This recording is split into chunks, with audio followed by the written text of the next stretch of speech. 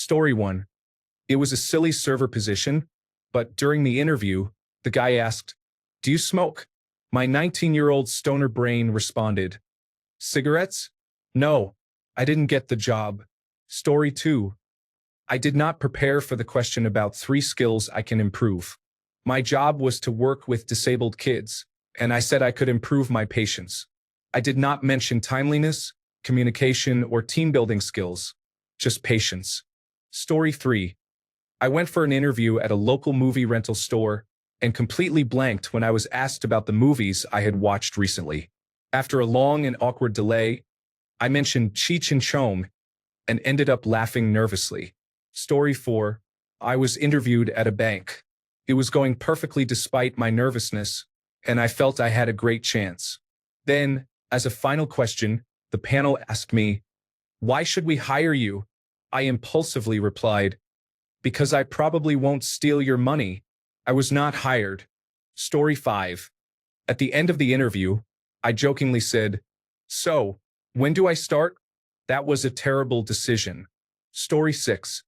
The manager had a picture of a naked mole rat on his desktop, and I said, "Gross." He then told me it was his pet. Story 7. Attending in the first place.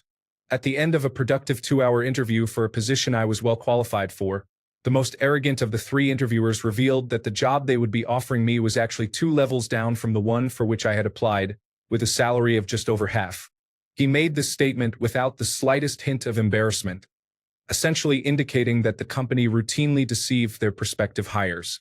I didn't say anything. I simply gathered my resumes, quite literally taking one from the hand of one interviewer, put them in my portfolio, and walked out. Story 8. To illustrate my attention to detail, I mentioned that I had noticed a spelling error in their job advertisement. I never heard back, and I wonder why.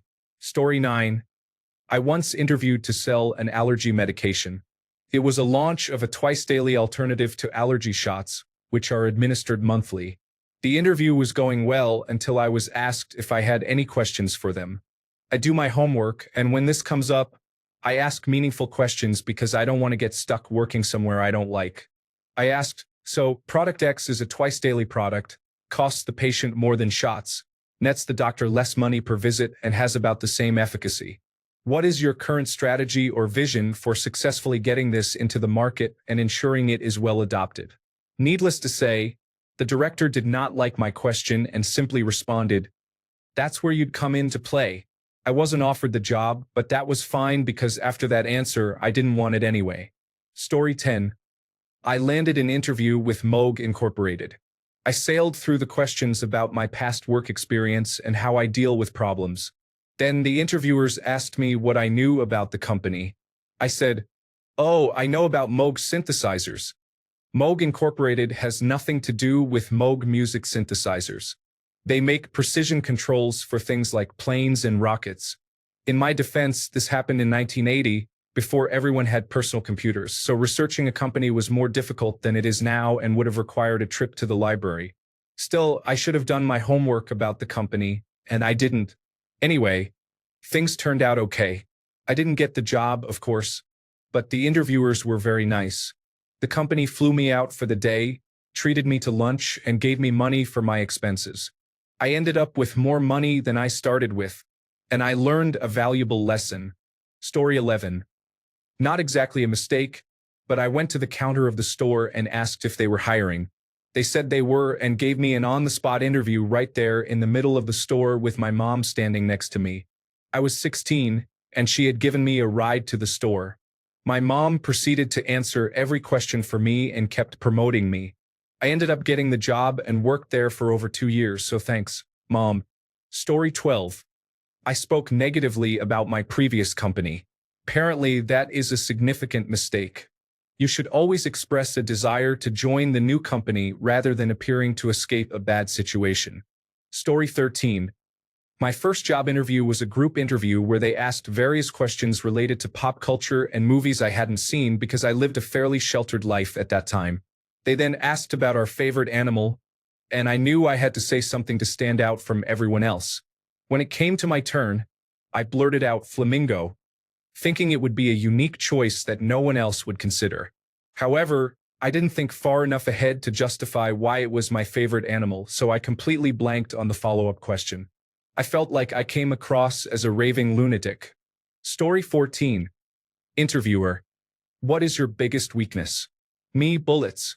The panel of interviewers gave me concerned looks and stared in silence for a good 10 seconds. I got the job and have been here for 13 years, but that was brutal. They said they didn't get the joke at first and assumed I misheard the question, so they gave me time to re-answer. After I left the interview, they discussed everything and realized that I meant being shot as my weakness, and then they all laughed. Story 15. When I was younger, I thought the question "tell me about yourself" meant that they genuinely cared about my personal life. Story 16. Their initial offer was $25,000 more than I was asking, and I accepted it without making a counteroffer. Story 17.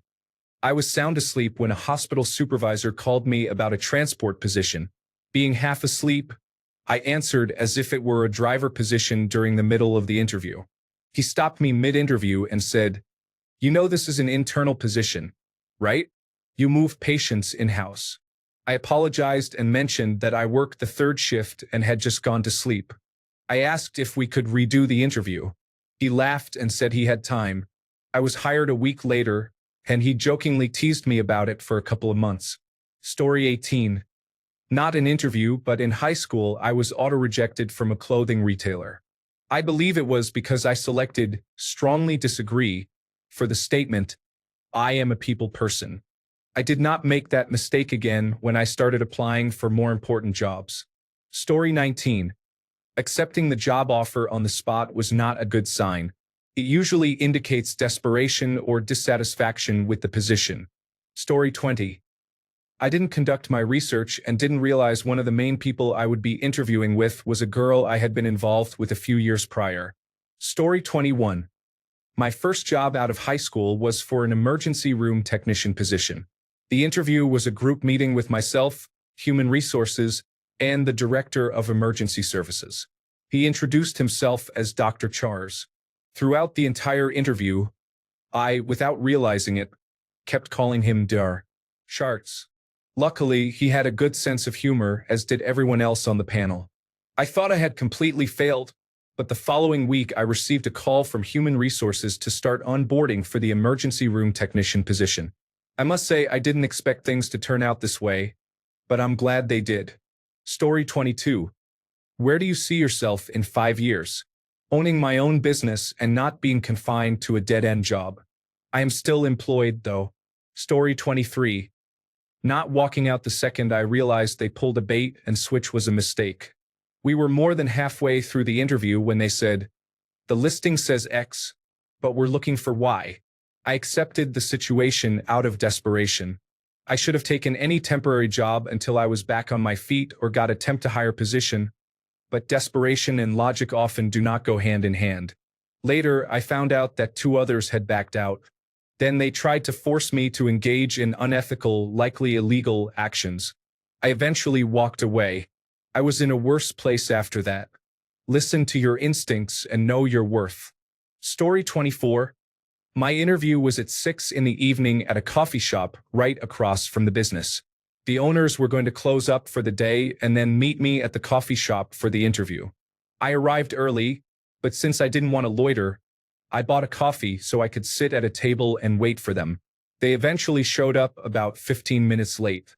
I never noticed until that day, but I am pretty sensitive to caffeine, so by the time they arrived, I was a little too energetic. I was rambling more than I needed to. At the moment, I thought I was doing well, but afterward, I realized I probably should have ordered a tea or something. I didn't get the job. Story 25. From my perspective, here are the questions they asked me. Them. Where do you see yourself in 5 years? Me. What opportunities for advancement, training, growth, and pay increases are offered to new hires in their first 5 years? I typically ask how the position became vacant.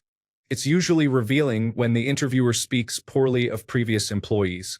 If they provide a vague or evasive answer or mention a personal reason for leaving, then start criticizing the last person. It's best to leave immediately. Story 26. When I was a teenager, I had a phone interview for a big box store. The interviewer asked me how I went above and beyond for a customer in my last position. I was caught off guard, but I remembered an elderly blind lady who used to come into the gas station where I previously worked with her service dog. I told him that I went above and beyond by walking the blind customer out to her car. The phone went dead silent. He wrapped it up quickly, and, unsurprisingly, I did not get the job. Story 27. I had an interview for a cabin maintenance position at one of the largest cabin companies in Gatlinburg, Tennessee. It was one of those performance-based interviews where you work for a day's pay to see how well you perform since they have trouble keeping maintenance personnel. At the end of the day, they informed me that I performed exceptionally and wanted me to start the next day. Sounds good. They then explained that my first week would be an on-call week, meaning I had to be ready at a moment's notice until 1 a.m. if there was a resident issue, and mentioned that I would need a bulletproof vest for these night calls. I walked straight to Human Resources, collected my check for that day, and left immediately. Story 28. I got nervous in an interview for the health and safety executive and did the whole thing in a strong Welsh accent. While I am Welsh, my accent is not very strong. It would have been no issue, but one of the interview panel members knew me and recognized that it wasn't my accent. I was so nervous and unprepared. It was a total shambles. Story 29. It is not a big deal, but during my job interview as a lifeguard, I didn't really drink any of the water I received. Until one of the interviewers picked up her glass and drank. I picked up my glass at the exact same time. In that moment, I thought it looked awkward. So I held my glass as if I was going to drink from it for about 5 seconds, and then I put it down without drinking any. It was not a bad experience, but the inner discomfort was intense and very awkward. I got the job. Story 30. I have a narrow skill set that applies to hospital funding and social work. I have received job offers from across the country and have a solid reputation. Recently, I interviewed with a company in the Nashville, Tennessee area. The first interview was with a representative from Human Resources who seemed excited about my background. They scheduled a Zoom meeting with someone in management. She was one of the rudest people I have ever encountered. My resume was sent to her days before the interview. She picked apart everything I had ever done and insulted me on numerous occasions. She actually said, "You have never been with an employer for at least 7 years." I explained that the nature of my work constantly changes with new laws and new facilities. I should have disconnected and told her off. To this day, I feel that not standing up to her was a mistake. Story 31. I was interviewing for my first information technology job. This was a significant deal for me. Higher pay in a field I love, getting me out of the difficult routine of exhausting my body for a wage. This was also an internal job posting, so my time with the company was a plus. However, I had no experience in information technology aside from my general knowledge and self-taught experience. In this job, I work a shift rotation of nights and days with 12-hour shifts. The first night of the shift is always the hardest because I can never get a good sleep. That Monday night, I got off at 7 a.m. Tuesday morning. On Monday afternoon, I received a message asking what shift I was working so they could interview me. I told them, and they asked if I would like to come in first thing at 7 a.m. Tuesday morning. I was so excited that I immediately agreed without thinking about it. The first night, I barely made it through, running on about 3 hours of sleep. It was par for the course. But since I'm always moving, it's usually not too bad. I finished my shift and went to the interview, ready to go. Then I sat down in a nice, comfy office chair that reclines, with ice-cold air conditioning running and dimmed office lights. My brain felt muddled, and I became barely coherent. The interviewers came in to start the session. They were the only 3 information technology personnel in the plant, as they were hiring 4 troubleshooters to have 1 on each shift: the manager, the hardware specialist, and the network technician. I muddled through the best I could until, right in the middle of answering a question, I completely forgot what I was saying or what the question even was. They just stood there staring at me as if I were some sort of blob, waiting for me to do something interesting. I apologized, told them I was foggy from lack of sleep, and we moved on. I was certain I had bombed the interview and did not get the job. I dwelled on it for weeks as I had yet to hear anything back. Still, I got the job. I asked the interviewers later about it, and they thought it was quite amusing. Story 32. After the interviewer finished asking questions, I expressed that I had a few inquiries. She seemed surprised. I asked whether promotions are based on performance or on likability. As soon as I finished, she replied that she did not believe we were a fit. I stand by my wording. I now have a position in a pleasant environment, so everything worked out. Story 33. I was a teenager interviewing for a hot dog place.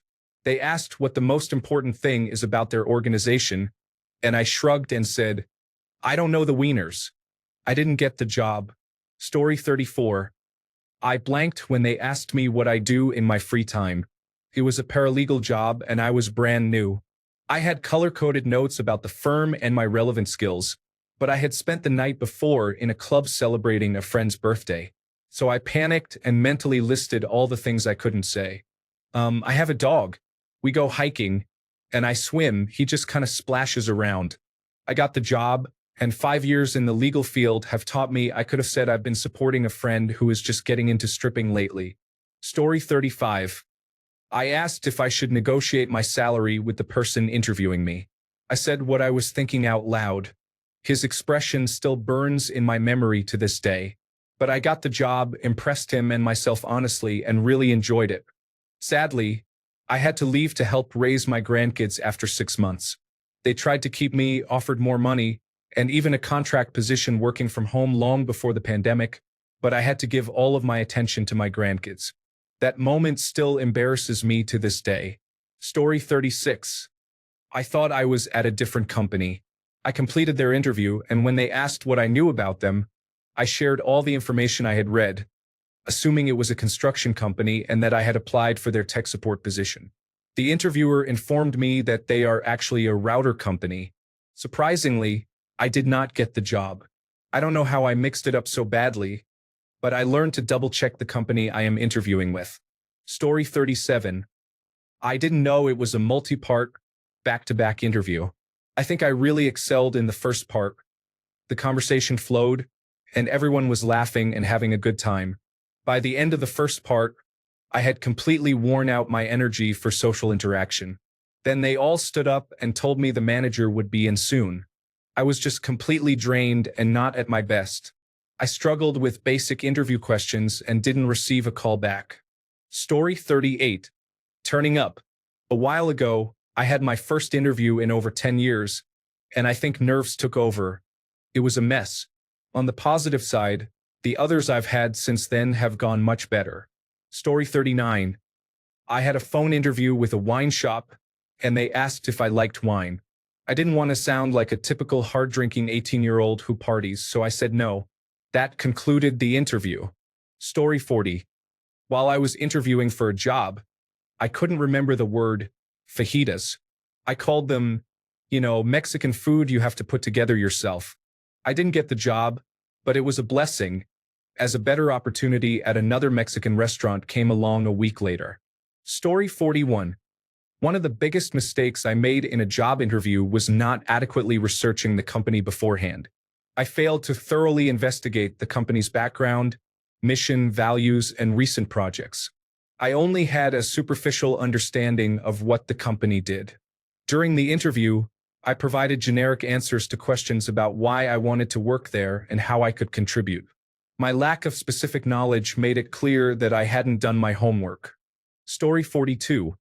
When asked where I saw myself in 5 years, I replied that I envisioned myself in their position. I don't think he appreciated that response, and I was not hired. Story 43. I was doing fantastic at the interview for an admin and sales position. At the end of the interview, a few shirt buttons came undone and revealed more than I intended. It was the most embarrassing thing to happen, but I still got the job. I'm unsure if it helped or hindered my chances. Story 44. My worst experience was noticing that the job description they handed me on paper offered $1 less per hour than the one advertised online. I asked about it and probably shouldn't have said anything. Another bad experience occurred in 2005 when I forgot to turn off my phone ringer. I received some automated texts and ignored them, feeling embarrassed. Story 45. I know this wasn't the question, but I'm going to share a non-mistake or something surprising I did right. The interviews were held at a cafe. The people interviewing me offered to buy me a coffee, and I accepted. I was later told that was the main reason they hired me. Every other person had been too nervous to say yes. Because they were in the cafe all day, taking up one of their tables, they felt they had to keep buying coffee. They had already drunk so much coffee they felt sick from it. They were relieved and grateful that I took the cup of coffee because it meant they got to take a break. Story 46. During an interview for a software engineering position, I asked if the company used any open source tools. I later found out that I was rejected for wanting to open source the company's code. Story 47. I froze during the salary negotiation, and the number I mentioned was my total compensation, which includes my salary, health insurance, bonuses, and 401k match. I essentially requested double the salary cap for that position. As I was saying it, my mind was screaming, no. They exhaled loudly, thanked me for my time, and ended the call. Oops. Story 48. Interview at Target when I was 19. Interviewer. What is one thing you wish you could change about a past job? Me, in my head, I would have worked harder to find a position with more advancement opportunities. Me, out loud, I would have worked harder. I did not get the job. Story 49. About 30 years ago, I was invited to Industrial Light and Magic to interview for a new digital compositing position. They flew me out to San Francisco to the old Kerner Building complex, where my digital effects compositing demo was shown to the whole team. My interviewer said it was well received and everything looked great. This was monumental to me. Since I'd seen Star Wars, I had dreamed of working at ALM, and here I was. At lunch, I was surrounded by the giants of visual effects, and one casually asked me, "So, what can you do for us?" I blurted out, "I don't know." There was dead air. No one spoke to me for the rest of lunch, and they shipped me back home. I had absolutely blown it. I was so starstruck I couldn't think straight. I meant to say, everything, and then explain my capabilities. But alas, thus ended my dream job before it began. Postscript. I've been making award-winning visual effects, 3D animation, and motion graphics ever since. My life is full, and I even just completed my first short film, which has already been accepted into a film festival. Yet, in my soul, I still mourn that day and probably forever will. Story 50. Towards the end of the interview, when they were about to offer me the job, I expressed my openness to an internship. It wasn't easy, but I managed to turn it around, and they ended up offering me the job. Story 51. I was nervous about the interview because it would have been a significant wage increase from my current job. I took too many Xanax, and when the interviewer asked what I needed to improve in my current position, I was a bit too honest and mentioned tardiness. I knew then that I was not getting the job. Story 52. I was interviewed for a job at a law firm by a woman who was a little older than me. She was very beautiful and seemed to enjoy the interview. She mentioned that the job was between me and another candidate. I said I liked her too, intending it as a compliment because she was really nice and outgoing. Unfortunately, it may have come across as me hitting on her. I don't know if she took offense, but I never heard from them again, despite being told I would receive at least an email about the results before my unintentional pickup line. Story 53. I had an interview right before going on vacation. The car was packed, and once the interview was over, we left. I was already in vacation mode and quite casual. They were aware of my plans and scheduled my interview a day earlier than everyone else since I wouldn't be available afterward. Story 54. I accidentally said, "Hell yeah," when she mentioned that she was also from Florida and used to fish a lot. Story 55. When asked where I see myself in 5 years, I answered with something unrelated to the job. Story 56. I was interviewed at United Airlines for a flight attendant position. They asked me what I thought would be the downside of the job, and I mentioned another September 11th. Immediately, everyone's expression changed, and I realized I had made a mistake. But honestly, why was that a bad thing to say? A situation like that would be a difficult part of the job, and I was just acknowledging a possibility. I think they were looking for someone more agreeable and less direct. Story 57. I applied for many jobs, as this was supposed to be my first real job after university. The first question was why I wanted this role. I explained how my studies and interests aligned perfectly with it, and how it would be a great fit. They let me finish and then informed me that I was not interviewing for that role at all. I had confused it with another position I would be interviewing for the next day elsewhere. We went through the interview process, but it threw me off so much that I felt it was all for nothing. Lesson learned, though. Story 58. I went to the wrong building. I went to their shop where I had met the foreman before instead of the administration office. I arrived 30 minutes early and sat in the car. If I had gone inside, I would have had enough time to make it to the correct building. This was going to be my retirement job. Story 59. It was an extremely hot summer day in Australia, around 42 degrees Celsius. I went for a web development job interview and had to take public transport. I got the interview through a job agency. The train I took didn't have air conditioning, and it was packed for about a 50-minute journey. When I arrived at the job interview, I was very excited and glad that there was air conditioning in the waiting room. The interview went really well. I answered all their questions without hesitation and was very happy with how it went. Later that day, I received a call from the job agency informing me that I was declined for the role due to body odor. So, always bring deodorant and use antiperspirant before going to an interview. The good news is that years later, I learned the company went out of business, so it wasn't a total loss for me, but it was embarrassing to hear. Story 60. I interviewed at a local McDonald's that was frequently criticized on the community page. I asked the hiring manager if they were ready to accept that this specific site was considered poor and needed to adopt positive changes. Needless to say, I didn't get the job. Story 61. I had allergies and my eyes were watery. During the interview, I was asked how I handled conflict at a previous job. I had a solid answer. However, my eyes were itchy and watery, so I was trying to subtly dab them. I never heard back from them, and I believe it's because she thought I was crying during the interview. Story 62. It was time for questions, so I asked the panel if they could go back in time. Would they do anything differently? The conversation shifted to whether I had any regrets. I didn't get the job, and it seemed like they pitted me in the end. Story 63. I showed up the day before by mistake. They said they appreciated my eagerness. They still interviewed me that day, even though I mentioned I would come back tomorrow because it was my mistake. I did not get the job. Story 64. Not in an interview, but in a cover letter I submitted for a job at Mount Sinai Health. I highlighted my attention to detail while misspelling it as Mount Sinai throughout the entire letter. Story 65. I had interviews at McDonald's and Popeyes. Both places didn't bother to ask me questions to assess what kind of employee I might be. They just immediately handed me onboarding papers and informed me of my start date, which was scheduled for the one day each week that I was entirely unavailable. The Popeyes manager verbally abused employees, including me, in front of the district manager.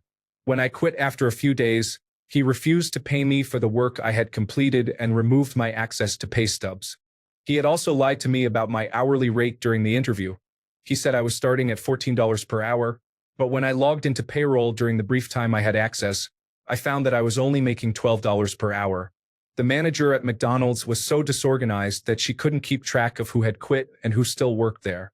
I went in person to quit after my first shift, in favor of the Popeyes job.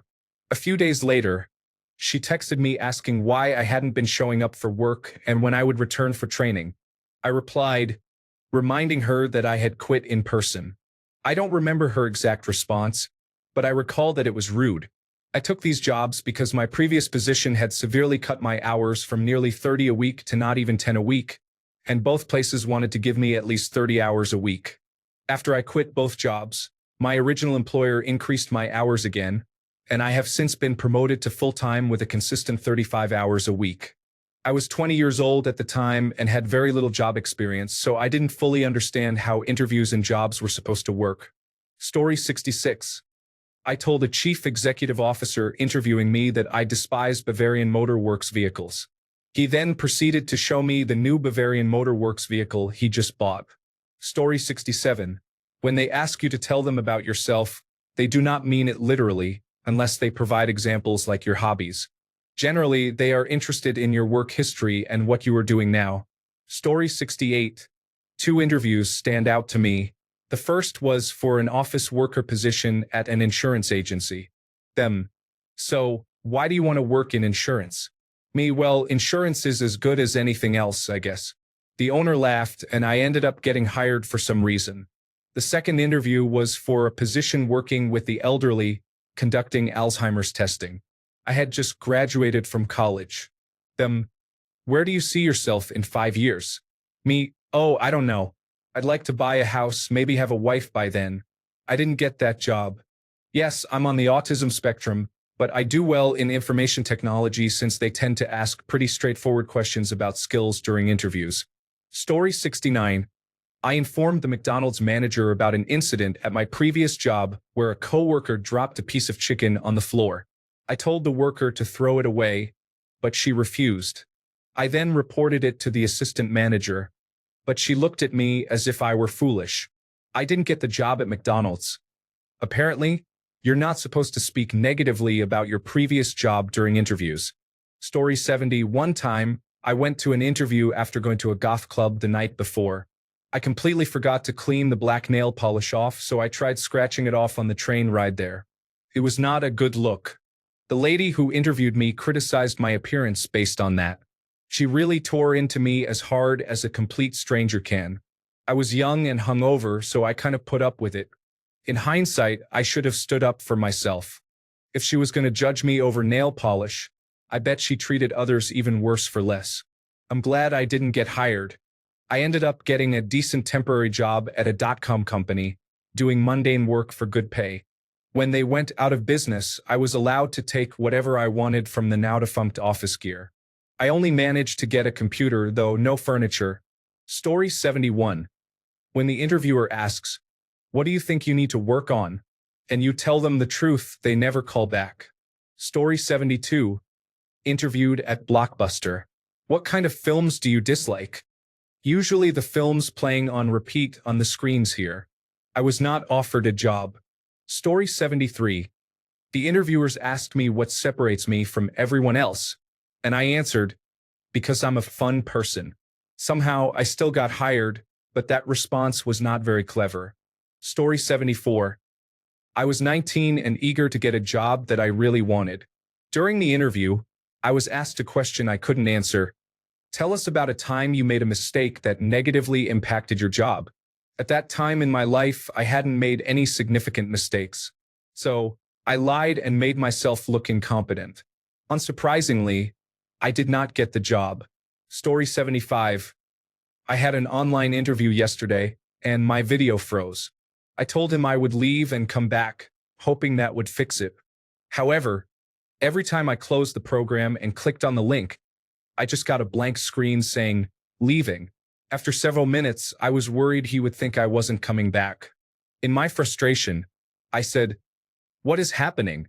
I was horrified when he asked, "Have you tried leaving and rejoining?" I thought I had already disconnected and was just having trouble rejoining, but he heard me swear in frustration. Story 76. It was an interview for a promotion, and I expressed my honest feelings about a program at work. I never heard back from them regarding the promotion. Story 77. It was likely for an admissions and records job at Arizona State University, and I got lost around a building called West Hall. They sent someone to come find me, so I arrived at the interview pretty sweaty and out of breath. On the positive side, I started giving tours for admissions in general, not just within that previous department but overall for Arizona State University. Story 78. Accidentally provided incorrect information. I have difficulty remembering things like dates and names, and now I have forgotten my own name. Story 79. I was a fresh-faced IT professional, having worked at only one company prior. I was applying for a job at a network interface card organization, which focuses on networking. During my interview, the manager liked me. However, when I had an interview with his boss, I forgot the word for router. Sometimes I just forget words, and I do not know why. Story 80. I was overqualified for a position at the town water treatment plant. The interviewer asked if I would attend a 3-week course on water treatment. I had just graduated from college with a 2-year power engineering degree, essentially equivalent to a water treatment plant course multiplied by 10. The interviewer insisted my degree meant nothing. I explained that he was mistaken, and he responded by saying I wasn't getting the job. They hired a friend of mine whom I had helped as much as I could. Story 81. Not having the hiring manager confirm in writing that the promotion I was due would be guaranteed if I accepted the job led me to take the position. The promotion was denied. Story 82. I was asked about my leadership skills during an internship interview in college. I panicked because I was not involved in extracurricular activities at all and ended up talking about how I organized parties in the dorm and how they created unity. It seemed like the interviewer was trying not to laugh as I dug myself deeper with each word. Story 83. They asked me at an interview why I wanted to leave my current job, and I explained that the original manager who hired me made promises about the role and then quit once I was hired. Turned out to be untrue, so I am looking again. During the interview, one guy asked, "Oh, would their name be and then by any chance?" I replied, "Oh yeah, how did you know?" It turned out that the old manager was the hiring manager's best friend, and he proceeded to tell me that they were an amazing person and that I probably didn't have my story straight. This argument led me to express how I felt about his friend. It ended with me saying that their company was not good and storming out. I realize now that it was cringeworthy. I definitely did not get the job, but I learned not to let emotions interfere when trying to achieve something. Story 84. At a place where I worked, the person interviewing showed up with his shirt on backward. He had no idea until his first day, and we were teasing him about it. Story 85. In response to a question about dealing with individuals with disabilities, I referred to them as those people. I still cringe. Story 86. I smoked some cannabis during the 30-minute drive to the interview to calm my nerves, and it was a poor choice. I could barely hold a conversation, let alone try to present myself well. The interview ended quickly and awkwardly. When they asked me about one of my best qualities for the position, I said, "My smile." I sat there criticizing myself in my head. It was a mercy when they ended it shortly after that. Do not use drugs before an interview. Thanks a bunch for sticking around till the end of the video. Remember to subscribe, and until next time, stay awesome and goodbye.